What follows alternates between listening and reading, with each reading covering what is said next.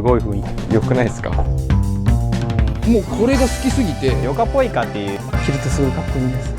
こから入ります。はい。例えばこれも。ああ、すげえ。マジですか？ちょっと待って。エンジョイ・ユア・ヴィンテージ・ライフをご覧の皆さん、新年明けましておめでとうございます。私はナレーターの小野寺一歩と申しますってなんで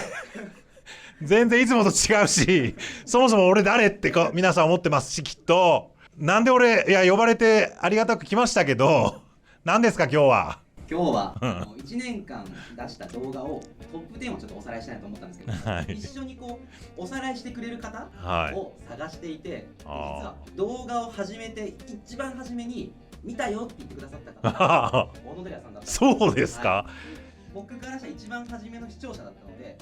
そんな小野寺さんとちょっと振り返っていきたいなと思ってちょっと。なるほど、はい、いやこのお話いただいた時ね、戸惑いましたよ本当にまあでもね、服は好きだし、ナレーターっていう仕事から何着てっても割といいので、自分のテンションが上がる服を着たいなといつもそれは思ってますね。でもね、楽しく振り返って視聴者の皆さんとなんかそんなこと共有できれば僕も楽しいし、改めてこれを振り返ることによって今年きっと楽しいまた服と出会えるんじゃないかなという、そういう景気づきのためにも引き受けさせていただきましたので、ぜひよろしくお願いします。慣れてないよ、無理よどみなく喋れないから原稿を用意してくれっていう感じです。ナレーターだからね。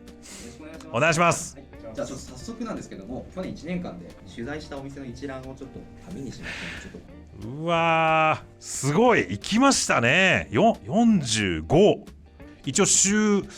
ジャックは出してるっていう感じ。週2の時もすげえ。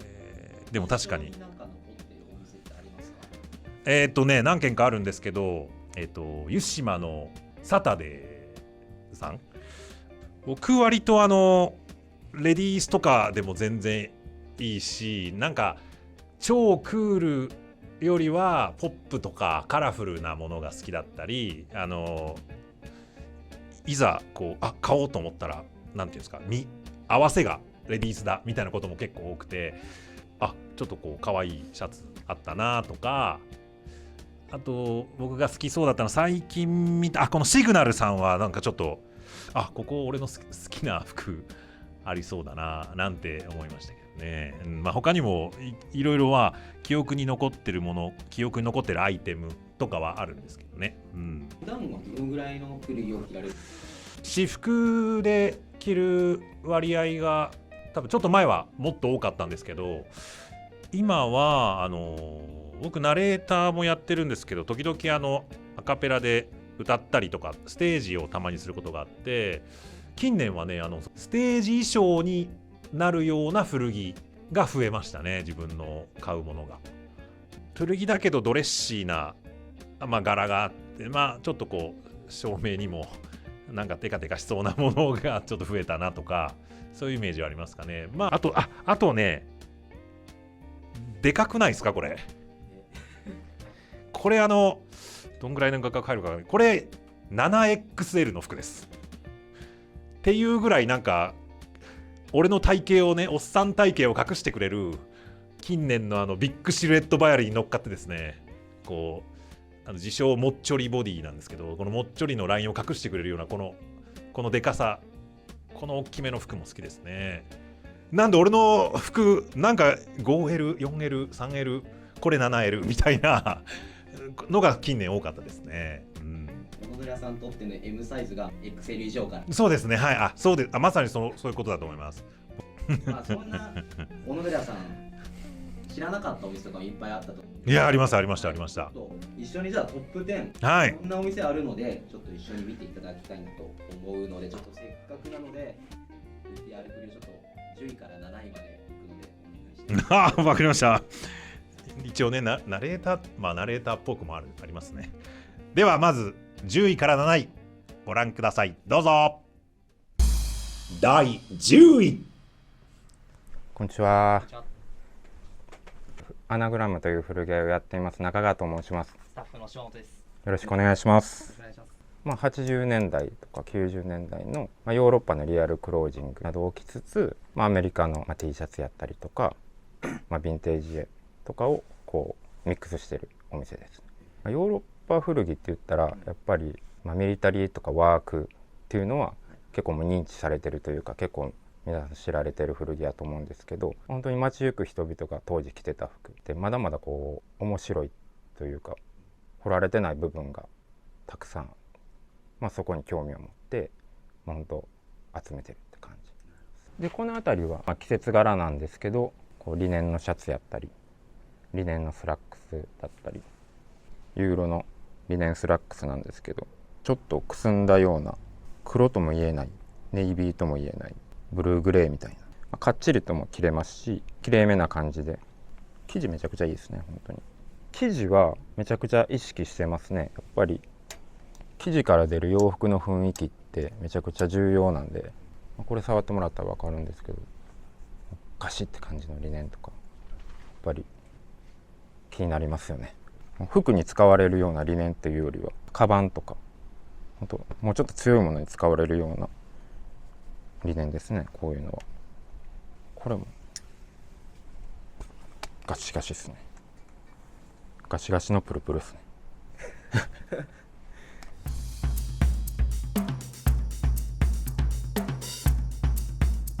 これアートマトリックスっていうスタジオが作ってたフラクタル柄の T シャツ。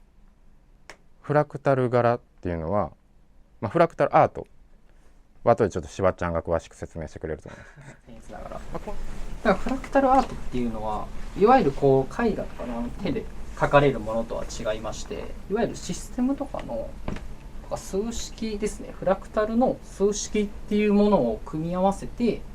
一見無作為に見えるんですけど、組み合わさることでこう人間にはこう想像できないような形が生まれるアートっていうジャンルでして、フラクタルアートのジャンルの中でもこのアートマトリックスのところは飛び抜けてかっこいいと思います。古着ってやっぱ膨大な量のデータじゃないですか。今年これが発表されましたみたいな服ではなくて、何年も何年もこう積み重なっていろんな国のものがあって、やっぱそういうものを掘っていくという作業、この国のこれこんなかっこいいんやみたいな、もっともっと出会っていきたいし、こうお店にも仕入れて紹介はしていきたい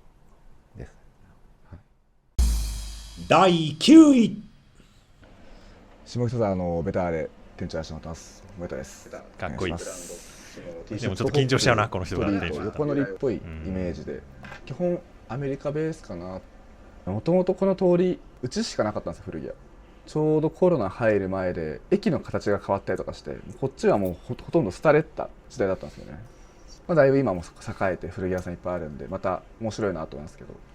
ちょっと細くてちっちゃいんで、こんなとこあったんだって思ってもらう時も多いのも、それはそれで楽しいですけどね。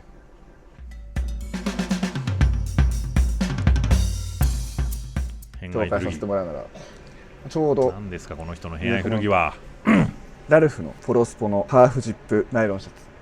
これ結構自分でもこんなあるんだと思った初見なんですけど、シャツとかは、ポロラルフローレンで、なんかちょっと他の名前がついたりするんです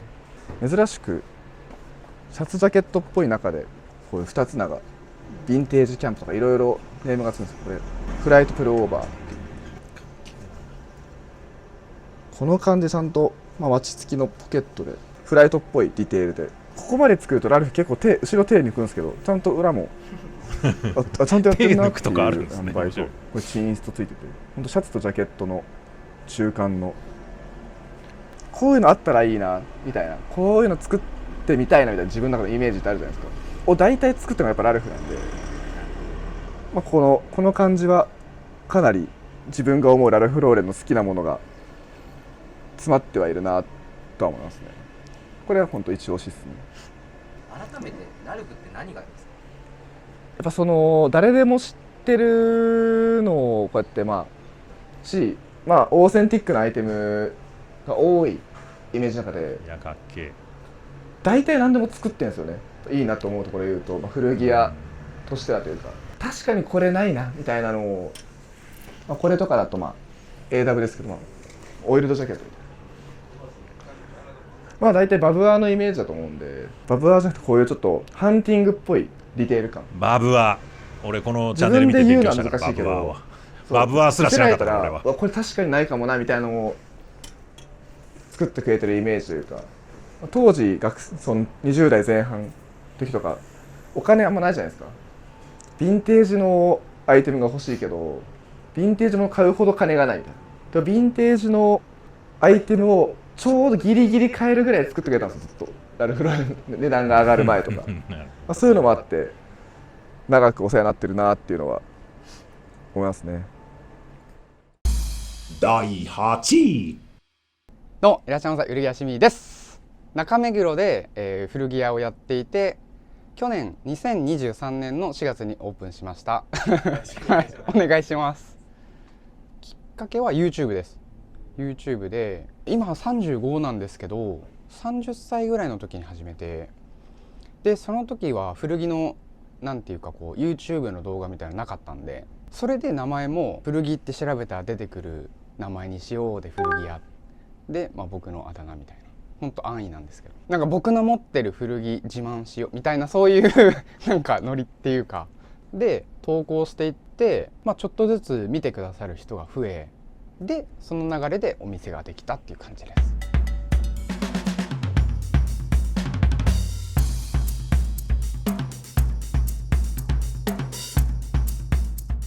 僕が結構自分の中の軸の一個でミリタリーっていうのがあるんですけど、僕が一番好きなのがこちらのアメリカ軍のチノパンが僕は一番好きですね。古着にハマったきっかけのパンツと言ってもいいくらいなんですけれども、これ50年代ぐらいのアメリカ軍のチノパンでめちゃくちゃ太いんですよ。履いてみましょうか。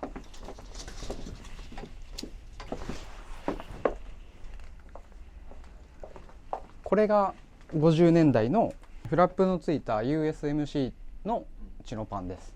特徴的なのがタックがないんですよね。ノータックでシドンってこう落ちているのがかっこいいなと思ってハマりました。いやもうそれは本当オタクのあれですよ。ここがこれよりもうちょっと古くなるとメタルボタンになってくるんですよ。そういうのとか、これは陸軍のやつなんですけど USMC っていう海兵隊のものだったりとか、本当におっしゃるように見た目は一緒なんですけど、その細かい違いがある、オタクなんでそういうの集めたくなりがちなんで、そういう差とかで持ってたりします。自分が知らないものを着てファッションするっていうよりも、これなんだろうっていう方が面白くなっちゃった。ファッションからコスプレになりました。例えばこれが、有名なジェームス・ディーンっていう俳優さんなんですけど、なんかこういう格好をしてるんだみたいな、自分もこういう格好してみようみたいな、コスプレじゃないですかそれってまさにですよね。なんかそういう楽しみになっていったんですよね。でそれ今僕35なんで、もうちょっと落ち着いて、さすがにそれはこうヴィンテージに関わらず80年代90年代2000年ぐらいのものであっても、やっぱ見たことないものを見ると楽しいな、なんだろうなみたいな気持ちにさせてくれるので、やっぱ古着はいいなと思います。第7位。こんにちは。ピグスティ原宿店の横田です。よろしくお願いします。この人もいい感じ。アメリカ古着を中心に置いていて、古い1900年代初頭のものから現行とか、レギュラー古着と言われる2000年代ぐらいのアイテムまで取り扱っています。一応入ったらこんな感じです。結構広々とやってるんで。でおすすめの今の時期だとこういう T シャツ、冬場だとこれがジャケットとかシャツとかになったりするんですけど、こんな感じでおすすめのものが上に写ってあります。で一応ここで地面が分かれてて、手前側が結構若者にも人気なレギュラー古着とかをメインで置いてて、奥側がちょっと大人でも楽しめるような古い古着、ヴィンテージ古着だったりを置いてることが多いです。はい、だからまあ誰でも楽しめるような作りにはなってると思います。まあ人気のリバースウィーブとかも置いてます。珍しいのだとこういうスナップカーディガンタイプのリバースウィーブとか、秋になったら T シャツの上にさらっと羽織るだけで可愛いと思いますよ。これ上もそうですか？上も全部リバースウィーブですね。すごいですね、品揃えが。一応まだ裏にもいっぱいあるんですけど、めちゃくちゃあるんですね。まあリバースウィーブ探してる人はまあ一年中いるんで、一応そのニーズに応えようかと頑張って一年中やってます。こっちがバンド T シャツ、ロック T シャツっていうんですかね。有名どこで行くとこれとかビートルズとか、これは90年代頃のビートルズの T シャツとか、古めのバンド T シャツをここにバーっと100枚ぐらいあるんですかね。めちゃめちゃ置いてます。これが今めっちゃ値上がりもしてるというバンド T シャツですか。こんなにバンド T 置いてるところあんまないと思うんで、しかもちゃんと古いのでこうやってバッと揃えてて、新しいのもちゃんと置いてあるっていう、そこが強みかと思います。はい。あっちにあります。のコーナー、イグスティ横田さん。一応こちらのリーバイスの、684ってモデルになりますね。意外と探すとないビッグベルボトムっていう形なんですけど、細い部分と比べると分かりやすいと思うんですけど、学生の頃は俺もベルボトム太さが全然違うというか、裾広がりになってます。フレアパンツとか履いてたけど、これが結構古着の中だと僕は好きっすかね。まあ、本来はやっぱ70年代とかのヒッピーカルチャーのアイテムではあるんで、ウエスタン調なジャケットとかを着るのが普通だと思うんですけど、おっちゃんには難しい。何も知らなかった僕はこれにスウェットとか、これにお気に入りの T シャツ適当に着てみたいな感じで楽しんでましたね。やっぱ被りたくない一心で、やっぱ最初古着でね、自分で探してこれ見たことないなってやつ買ってたと思うんで、まあ流行りにとらわれずちょっと個性出していきたい人とか、こういうパンツいいんちゃうかなって思いますね。なるほど。俺このチャンネル見てやっぱ思うのは、自分が古着買いに行く時ってやっぱ服が欲しすぎて服ばっか見ちゃってるんですよね。だから単純にそのお店のこの見渡すことも自分で行った時って、そんなことすらそんな余裕がないというか、まず古着屋に対して多少のやっぱ敷居の高さも未だに感じますし、でもこの空間、服だけじゃなくてこう全てこう選んで、なんならケースすらこの店の雰囲気にね合うようなショーケース、ハンガーのなんならもう上が木でできてるものとかもあるし、このチャンネルの動画見ることによってそこら辺にこう目が行くようになるんですよね。なんかそれがちょっと楽しいな。で実際動画でもそうだし、次店行った時にちょっとだけこう自分にこう余裕があってこういろんなとこ見れるようになるなとか。まあでも古着屋さんの店主ってみんななんか素敵ですよね。で、いろいろちょっと今初めの話から小野寺さんのこの古着遍歴みたいな紐解けてきたんですけども、ちょっと後ろにかかってる洋服がすごい気になって仕方がないですね。私服を持ってきていただいて、はい、たくさん着たもの、まだこれからも着そうなものとか、いろいろあるんですけど、やっぱ俺カラフルですね。なんか色が僕なんか古着の前にちょっとエスニックにハマってた時期もあったんで、その頃からやっぱ柄とか色とかも好きだし、あとエスニックなんてほんとゴムでできてるものが多いんで、レディースでもとにかく入っちゃったら着ちゃえみたいなところから入ってるんで、あとなんか同じ顔した母親の影響なのかすごい派手好きなんですかね。なんかそうですね、これなんか結構昔に買ったんですけど、これも多分 5XL ぐらいだったんですけど、これめちゃくちゃ着ましたね。未だに着るんですけど、これリネンっていうかちょっとさらっとした素材なんですけど、柄がすごいこれ和柄なのかなと思って買ったら、このタグで調べたらなんかアロハのヴィンテージだみたいなのが出ていて、これはとにかく着ましたね。あと僕が服を選ぶときにとにかく汗かきなので、汗じみとかがこう分かんないような服を結構求めるかもしれないです。汗のが見えにくいっていう意味でもなんかとにかく着倒しましたね。あと僕アカペラをやってて、この「バックトゥーザ 50s」と書いてありますけど、50年代60年代とかのドゥーアップとかを歌ってるんで、こんな T シャツ見つけた時にはもう最高だと思って、これはもう音楽的だし最高じゃないですかね。これになんかこれとこれを重ね着して、去年の夏なんかはこれでライブ出たりしてましたね。はい、楽しいですね。人のクローゼットねすごい好きなんですよ。別にガラガラだから全部ハマるぞっていうわけではないんですよ。いやもちろん失敗することもやっぱりありますし、思ってたのとちょっと違ったなっていうか、そこまでヘビロテになってくれなかったらみたいなこともあるし、そうですね、だから失敗はやっぱりいっぱいありますよね。うん、それはもうしょうがないことなのかなと思いますけどね。これとかなくしたらこんなんですからね。これいつまでこれ着て、これいつまで着れるのかなって。でも好きだから着ちゃおうっていう。年関係なくなんかいつまででも好きなもん着てたいなってめっちゃ思いますね。はい、私ぼち50歳になろうとしております。はい、じゃあ続いて6位から4位を見ていきましょう。どうぞ。第6位。はい、こんにちは。高円寺古着屋スラットの、取締役とバイングマネージャーをやっております是永と申します。よろしくお願いします。一言で言うと、なるべくその商品のクオリティと値段のバランスを、特に気にして値段大事お店、あんま好きじゃないんですけど、誤解を恐れず言うなら、安くていいものが多くの人に届けるみたいな感じのお店をやってます。ジャンルでいうと、基本的にはアメリカの古着がほぼ 100% ですかね。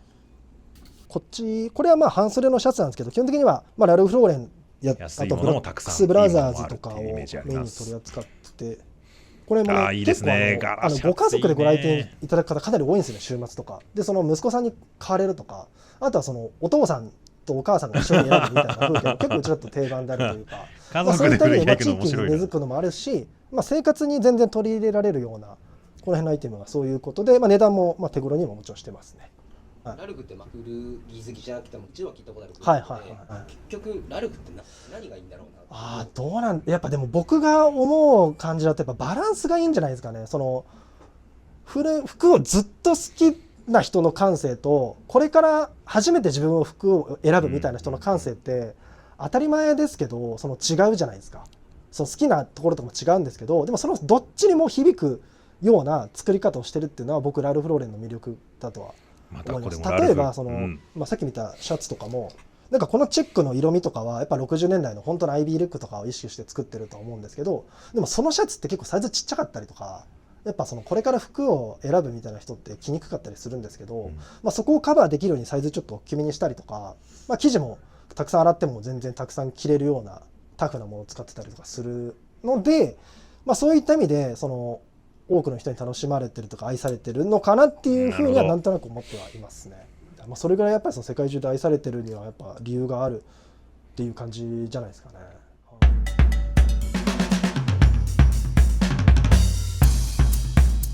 僕特に最近すごいいいなって思う、やっぱこう90、80年代のこの60年代をテイストにしたアイテムとかはすごくいいなと思ってて、でこれは J. クルーの、この緑のタグ、今の J. クルーよりもちょっと古い90年代ぐらいのもの、この辺はその年代も古くないんで別に最悪探せば買えたりとか、安い、しかも丈夫だったりするんですけど、もともとのベースは60年代のアイテムとかペイズリーの柄とか60年代とかでも来るんですけど、好きだわこれを持ってきて、かつ耐久性とかもあるっていうやつはその日々ね生活する中にも取り入れられるっていう、ここのなんか橋渡し的なアイテムとか僕最近特にすごい好きで、あとこれとかもすごいいいんですよね。プルオーバーのアメリカ製の安全のアイテム、これとかだったら最悪子供の保育園送り行くとかでも全然抵抗なく着れるし、で僕も好きだしって感じですよね。新品で選ぶってなると買おうと思えば買えちゃうってなるとあんまり面白くないっていうのは個人的にはやっぱありますね。買おうと思ってもなかなか買えないっていうのとあと買えた時のその喜びっていうのが常にセットで、ある程度制約があるからその分こう身につけた時の喜びだったりとか、サイズで迷うとかも本来ないじゃないですか。別に大きいの買えばいいし、っていうそういうなんかゲームルールが個人的にはずっとちょうどよくて好きっていうところ、個人的にはそこにやっぱ古着の魅力とか本質があるような気がしますよね。第5位。京都の、寺町商店街で、古着屋を営んでますロジャースの森田と申します。よろしくお願いします。基本的にレギュラーが中心で90年代ぐらいのデッドストックが多いって感じですかね。まあ、僕が着てるこれもそうなんですけど、はい、僕アメリカ行ってたのでベニスビーチに直旅持って行って売ろうかなと思ったんですけど、向こうのそのファッションのすごさ、工事現場の人もジーンズ履いて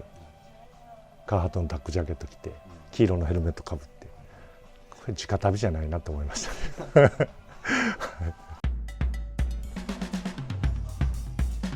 この辺ですかね。これ何ですか？これはビッグマックの、最終メイドイン USA のネルシャツで、これはメルトンっていうブランドの90年代の、デッドストックのネルシャツですね。はい、でコーンミルズ社の、今はもう潰れちゃってないですけど、ブランドですか？これは生地ですね。ファブリックですね。本来袋にも入ってるんですね。で昔ってこのなんで袋から出してるかというと、全部針で留まってるんですよね。こういう、とことかこういうところを針で、やっぱり危ないんで全部こう外して、袋から出して外して出すようにはしてるんですけど、めちゃくちゃあったかいですよこのネルシャツ。デッドストックで一番最初に来た時にネルシャツってこんなあったかいんかと思いましたけどね。今バラしてますけど、こう箱に入って当時は出てきたので。見せてもらっていいですか？はい。ごく一部ですけど、これは C パックの M、 F パックの L、 D パックの L、 C パックのはこの色目が入ってますよと。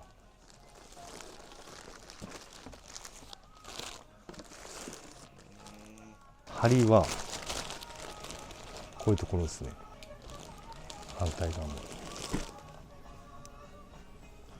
あと分かりづらいですけど、こういう首元とだいたい4本5本止まってますね。これこのまま打ってくれとお客さんもいるんですか？はい、おられますね。これは F パック、まさに自分が着てる分ですね。はい、これ眺めながらお酒飲めます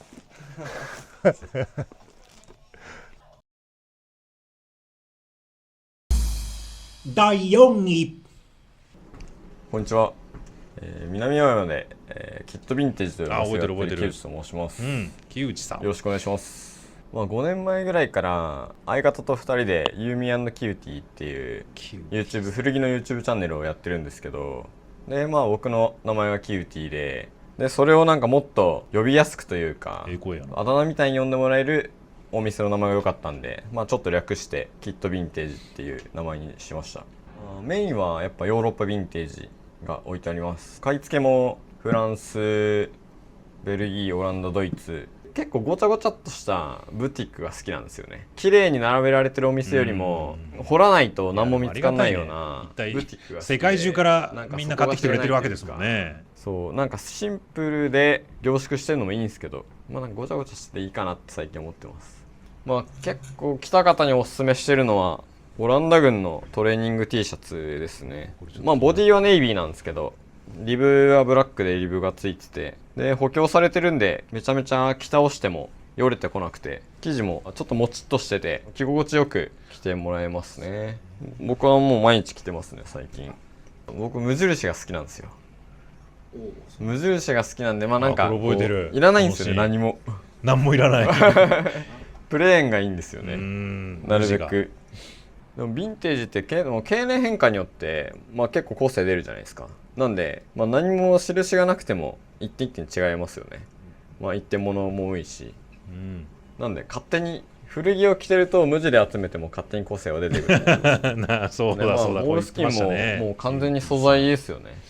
シンプルで当時のワークウェアなんで、大量に作られてたんですけど、当時着てた人がどんぐらいの頻度で着てたりとか、あとどこのメーカーが作ったりとかも違うんで、結構一点一点個性があります。なんか同じものはあんまりないような気がしますね。時間が経ってこうやって、いろんなバリエーションある色に変化してるのが面白いですよね。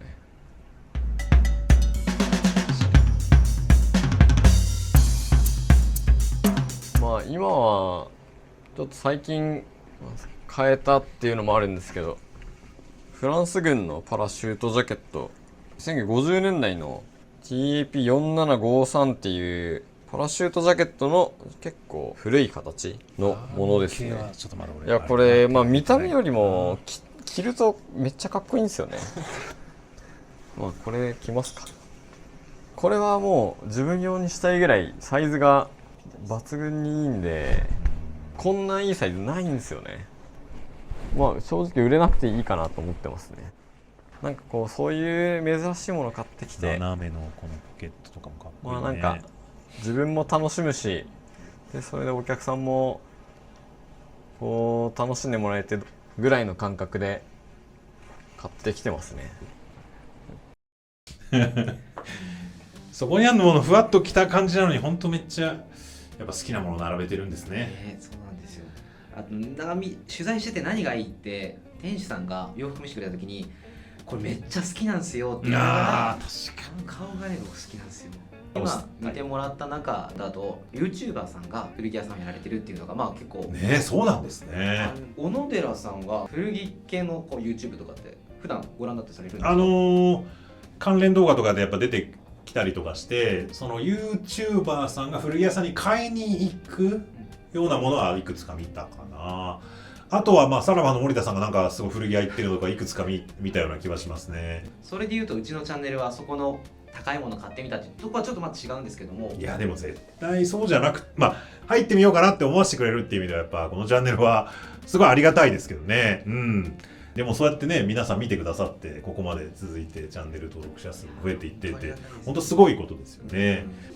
ありがとうございます。じゃあもう残すトップ3なんですけども、あら、そうですか。ちょっとその前にですね、再生数順に並べるんじゃなくて、いいね順に頭から並べていくとちょっとまた違った順位になっていて、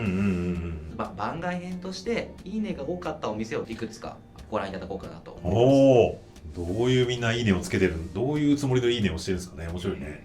じゃあちょっとまたいいですか。はい、はい、じゃあ番外編でいいのかな。番外編スタート。上野の入谷の方面でメゾンヴィンテージクロージングという古着屋をやっております和光と申します。結構僕が洋服を作ってデザイナーとしても動いてるんですけど、アメ横とかっていう上野ではなくて浅草寄りなんですよ。駅から近いんですけど真逆のところで、職人さんが根付いてる地域なので、物の成り立ちっていうものを見せるにはいい場所かなと。洋服作りながら古着を見た時に、古着ってすごく何て言うんですかね、教科書になるというか、考古学者じゃないですけど、なんでここが縫われてるんだろうとか、なんでこの生地使ったんだろうとか、そのファッションが生まれた80年代の洋服っていうのはすごい自由で、僕にはすごい刺さるものがあって、いまだにお店で 80s を扱う理由ってそれかもしれないなとも思いますけど。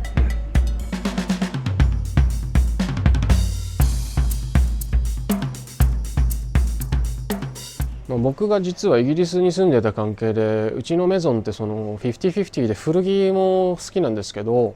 ヴィンテージのジュエリーを僕がもう平安市山内で扱っているんですけど、ここにそういったジュエリーが中にありますね。今ちょっと外で特設ブースも組んでるんですけど、せっかくなんで、そうですね、一応今回は北欧のジュエリーにすごい自分が興味を持ちまして、そちらの言ったら始祖のジュエリーに値する、もうほんと出土品を当時90年代に美術館が職人と複製したっていうジュエリーの展示を今回はやらせてもらってますね。一つデザインの流れが僕はすごい面白いなと思ったのが、例えばこれシルバー925のチョーカーなんですけど、ほんと1000年以上前の要はデザイン、出土品を参考に作ったものなんですね。何が面白いかって言ったら、ねじられてるだけなんですよ。ただ多分この時代ってねじることがデザインだったと思うんですよ。なんでこういうシンプルなものからまずは多分デザインって生まれて、こういうそのデザインどんどん複雑になっていき、こういうモダンデザインに移っていくっていう、その一つ時代の流れもジュエリーって洋服同様感じ取ることができるので、なんか僕はすごい大事に扱ってますね。これとかはもう面白いじゃないですかね。これはあれですね、面白いですよね。これはライターケースなんですよ。ただこれナポレオン時代のものなんで1800年ジャストぐらいじゃないですか。銀で作られてます。細工だったり彫りも手彫りで作られてたり、あとライターがビッグライターのミニしか入らないです。もう全然実用性はない。ただこういうものやっぱロマンが詰まってる。あと燃えたら服ってなくなるじゃないですか。でもジュエリーってなくならないんですよ。そこもまた面白いですよね。ずっと残るものなので、自分の次の世代にもう洋服ももちろんそうですけど引き継いでいくことがリアルにできるものなのかなとは思います。なんでこういったジュエリーを僕はすごく大事に扱ってますね。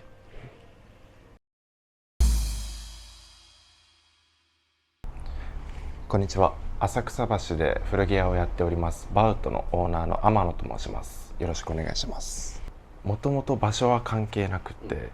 もう下北だったり高円寺から外れた、いわゆる古着の中心地から外れたところでこう自分のピックというか商品のクオリティだけで勝負できたらいいなっていうので始めました。このお店はビルを1棟借りて営業してまして、一応4階建てで屋上があって1、2階で営業してっていう風に今はやってます。1階はこちらのストーンアイランドと CP カンパニーをメインに組んでまして、2階にはがっつり古い1910年から1960年代ぐらいまでのヴィンテージを並べてます。でこのブランドの特徴として、古いものヴィンテージからデザインを得てる、ヴィンテージを濃縮したようなデザインっていうのが強みであって、2階のガチのリアルなヴィンテージと、そのデザインソースになったヴィンテージと、この CP カンパニーとストーンアイランドの2つをこうデザインを比べていただこうっていうコンセプトで1、2階は分けてますね。はい、行きましょう。はい。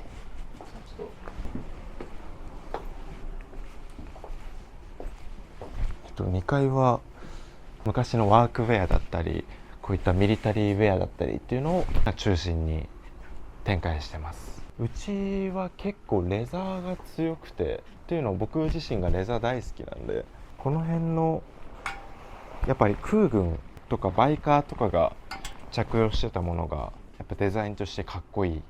これはフランス空軍が着用してたパイロットジャケット、このデザインがそのままマルジェラ、いわゆるメゾンマルジェラにデザインソースとして採用されてたっていう逸話も残ってますね。天野さんが思うミリタリーの魅力みたいなの何だと思いますか？それは結構ワークウェアもあらゆるヴィンテージに通ずるところだと思うんですけど、そのけれん味のなさというか外的要因の少なさ、もうストレートにこれが必要だからっていう強い欲求だけで作られて、例えばこのフランス軍のパイロットジャケット、素材に羊の皮が使われてるんですよね。シープスキン。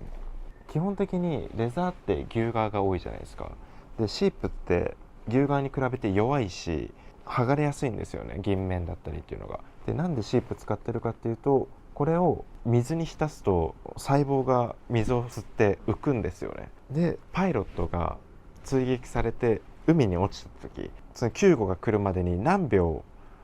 かかるかで、その1秒ごとに兵士のその生存率って変わるんですよね。でこのジャケットは海に落とされた時に水に浮くと、でプカってなって浮き輪みたいになって浮くっていう当たり前の機能美からシープスキンが採用されてるんですけど、それ込みで着るとやっぱりこの柔らかさの理由というか、不必要なものが全く削ぎ落とされてる、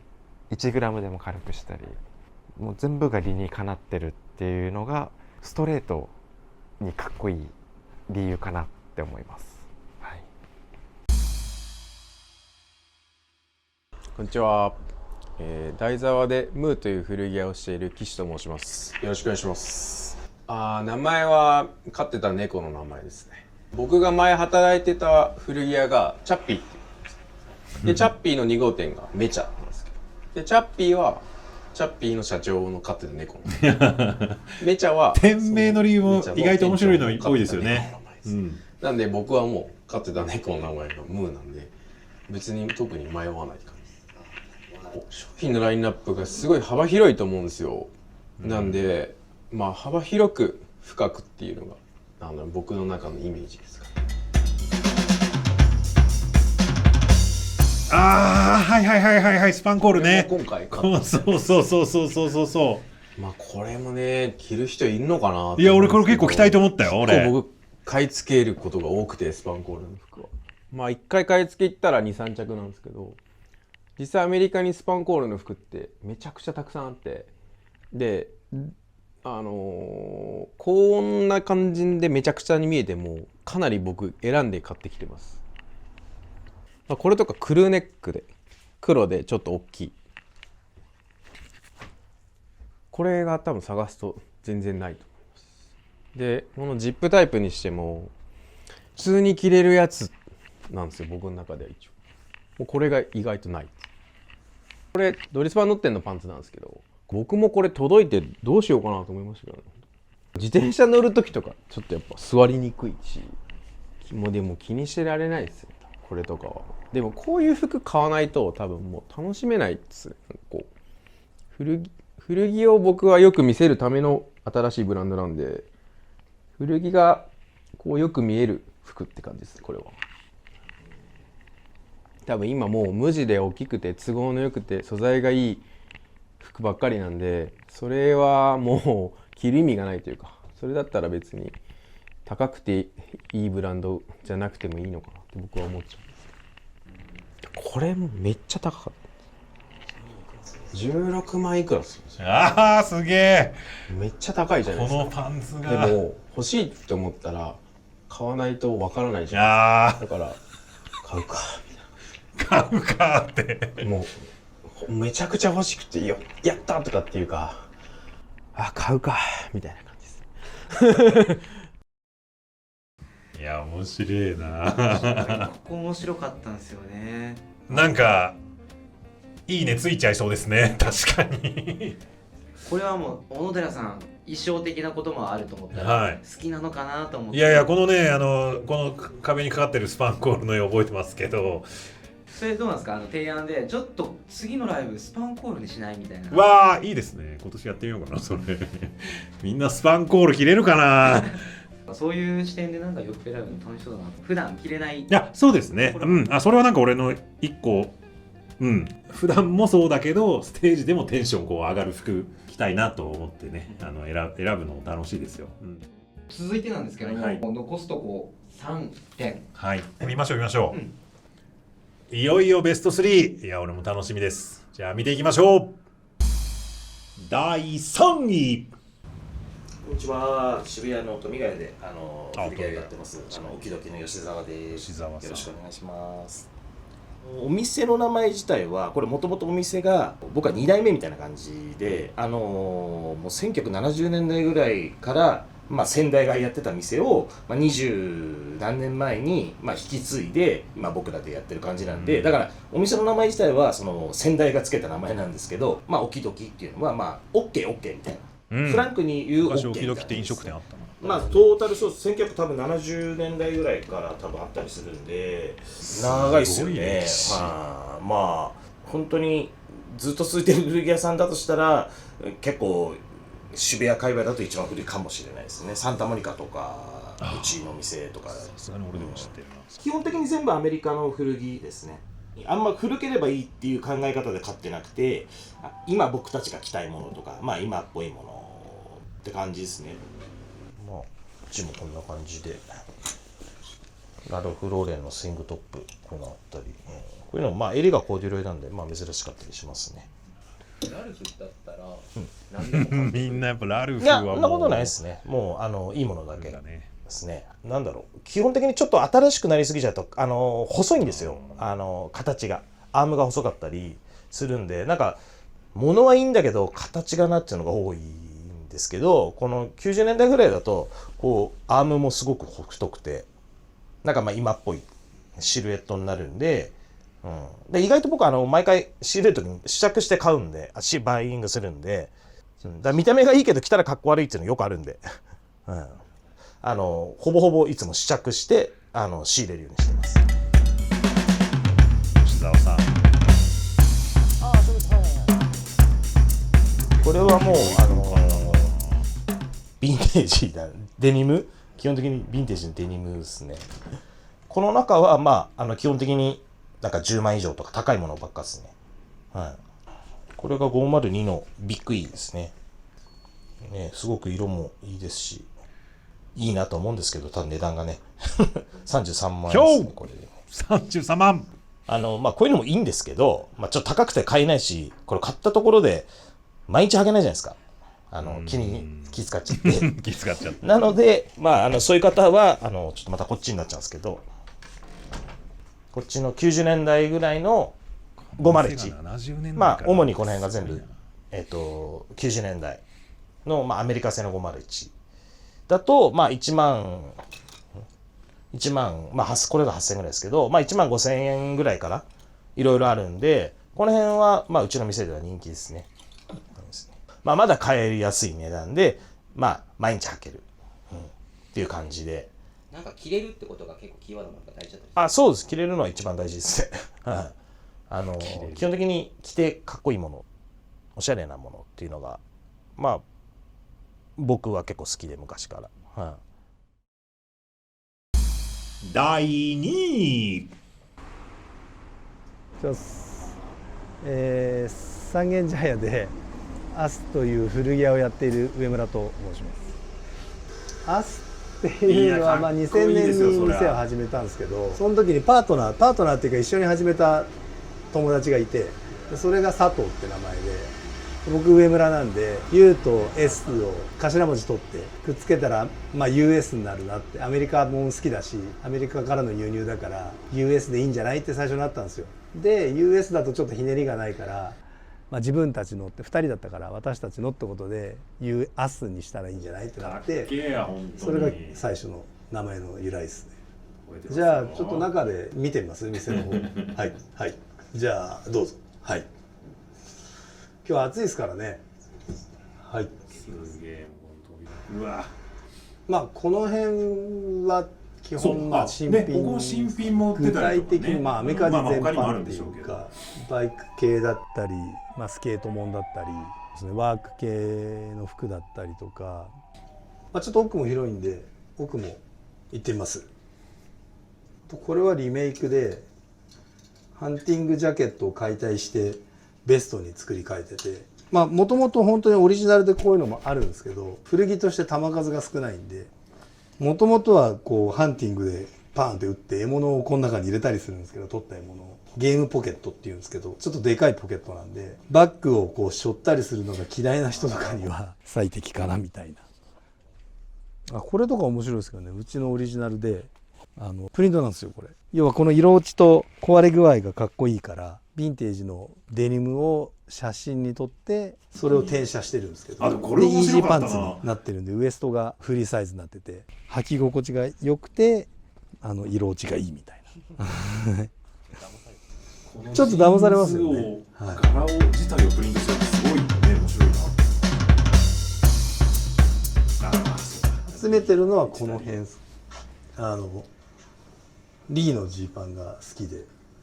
リーばっか集めてるんですけどリーバイスももちろん好きなんですけど特にジーパンはリーが好きで、リーの方がリーバイスより正統派じゃないから不良な感じがしていいなみたいな。カウボーイのために作られてたじゃないですか、リーはどっちかっていうと。でその馬に乗りやすいようにポケットの中のものが多分蔵に当たんないっていうか、座りやすいようにそのポケットが端についてたりとか、これちょっと見ると分かると思うんですけど、多分その名残だと思うんですけど、いまだに端で作られてたりっていうか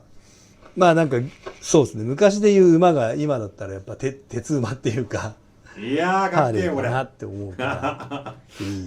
を偏愛してるっていうか、もう20代10代ぐらいからあんまり変わんないですね、正直着てるものが。第1位。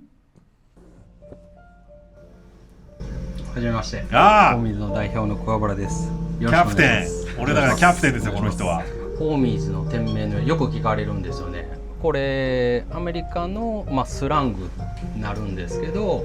信頼なる、親しきなる、仲間みたいなそういうイメージでいい言葉だなと思って、非常に僕の中で好きな言葉で、それを店名にしたっていう感じですね。で今自分が45歳なんですけども、20歳ぐらいの時にアメリカ行きだして、アメリカ買い付け行ってもう25年近く経って、もう小学校4年生の時から僕自分で自分の服買ってたんですよね。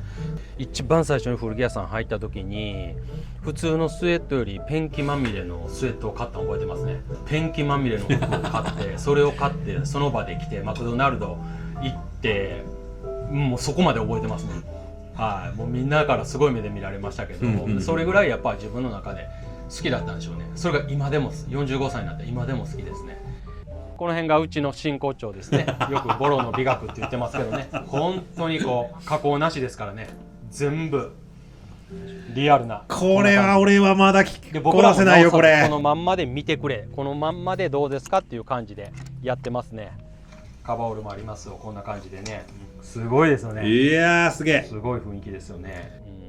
購入してくださる方がね、直すのもよしですし、直してくれって言ったら僕らも直しますし、なんかそんな感じで、ペンキかぶってますね。これもね、かっこいいですよね。これも当時のペンキ屋さんが履いてたパンツになりますね。超すごいですよね。かっこいいんですよ、こういうの。うち全部洗ってます。もちろん油汚れだったりとか全部あれして、でもペンキなんかこんなん取れないんで、本当に汚れを全部きれいにしてっていう感じで、でもう一個一個こうやって説明してたら僕も熱入ってもうまだまだ喋りたいぐらいですね。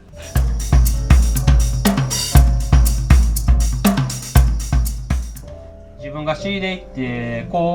ジュエリー、ヴィンテージのこういうジュエリー、このティファニーですね、オールドティファニーとか、こういうのは非常に大好きで僕集めてきてますね。でこれも今打ち合わせなしでサプライズなんですけど、こういうものを僕たち集めてきてるんですよね。ちょうどこれちょっと見ていただいたんですけど、これ100年以上前のティファニーです。これティファニーです。全部100年以上前のティファニーのカトラリーですね。カトラリーをこうやってジュエリーにしてあるんですよね。マルタン・マルジェラっていうブランドさんとかもこれが本当に好きでオマージュっていう形でやってらっしゃいますけど、これが100年以上前のティファニーのスプーンのバングルですね。こんな感じおしゃれですよね。かっこいいですよね。こうつけてもかっこいいですよね。すごいですよね。でこれとかもそうですね。これも100年以上前のティファニーのカトラリー、フォークですね。このバングルですね。ちょっと歴史の話になったら、当時貴族の人たちがオーダーメイドでティファニーにオーダーメイドで作らせてた俗に言われる銀食器って言われるやつですよね。それをやっぱ貴族の遊びとしてこういう感じでバングルにしてあったりとか、ちょっと面白いやつで言ったらこういうろうそく立てとかね、こういうのとかもね、結構もうアメリカとか行ったらこう古くていっぱいいいのがあったり、ペンダントとかであったりするんですけど、今ちょっと自分がこだわって集めてるのはこの100年以上前のティファニーのこういうカトラリーシリーズのフォークのバングル、スプーンのバングル、じゃあこれは何なんだろうみたいなものもあったりとか、なんかそういうのが非常に楽しくなってっていう集めてますね。いやー、みんな若いうちにきっとハマって、そっから着てるもん変わってないとかね、あとずっと貫いて、なんかすごいですね。1位のホーミーズは前編後編公開したんですはい、2本ありました。12万回見ていた。すごい。でもまた熱量と感じで喋られるともうすぐ興味が湧いてきます。なんかボロボロ着れないと思ったんですけども、紹介してもらえるとちょっと着れるかもなって。いや、そうです。その瞬間いいですね。その瞬間俺もちょっといつか味わいたいですね。穴は無理だけど継ぎはぎのパンツならいけるかもとか、いや、いくらでも引き出しありそうですもんね。なんかだったらこれどうっていうのが無限にありそうですもんね。やっぱりみんなやっぱ古着とかそのカルチャーに惚れ込んでる人たちじゃないですか。全て出てこられた店主さん、もちろんね1位納得かですけど、それ以外にもこの45件みんなやっぱ魅力的ですよね。なんか上っ面かもしれないけど、でも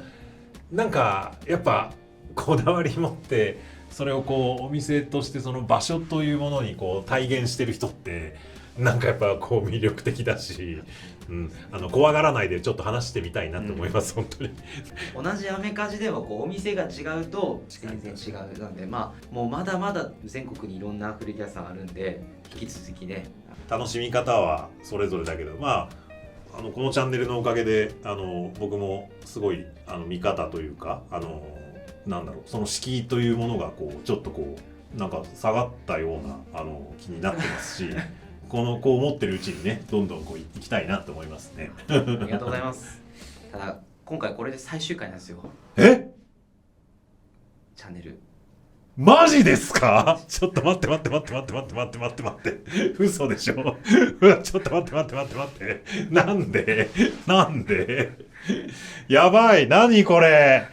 おいおい、総出の騙し討ちかよ、本当にマジですか？ちょっと言葉足りなかったんですけど、一回お休みして、今年の4月に復活するというか。